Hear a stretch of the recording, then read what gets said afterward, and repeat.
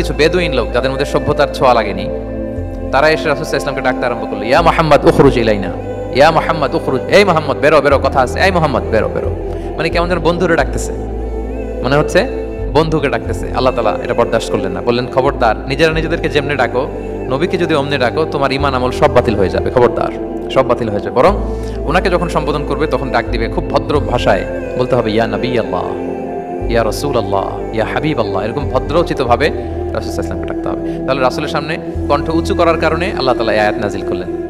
এবং এই আয়াত নাজিলের পরে ওমর ফারুক রাদিয়াল্লাহু তাআলা এত ভয় পেলেন, এরপরে রাসূল সাল্লাল্লাহু আলাইহি ওয়াসাল্লামের সামনে কথা বলতে গেলে উনি এত আস্তে কথা বলতেন, ওই যে বেশি জোরে যদি কথা বলে তাহলে আমার সব আমল বাতিল হয়ে যাবে, এত আস্তে বলতেন। রাসূল সাল্লাল্লাহু আলাইহি ওয়াসাল্লাম জিজ্ঞেস করা লাগতো, ওমর কি বললে, আবার বলো তো, একটু জোরে বলো ওমর, আরেকটু জোরে বলো, আরেকটু জোরে বলো। সুবহানাল্লাহ। মানে এত মিন মিন করে, এত ক্ষীণ ক্ষীণ শব্দে ওমর ফারুক কথা বলতে লাগলেন যে রাসূল সাল্লাল্লাহু আলাইহি ওয়াসাল্লামের বুঝতে কষ্ট হচ্ছিল কথা। তখন তিনি বলতেন, ওমর আরেকটু জোরে বলো না, কি বললে বুঝলাম না, আরেকটু জোরে বলো। ওনারা এতটা ভয় পেয়েছিলেন এই আয়াত নাজিল হওয়ার পরে।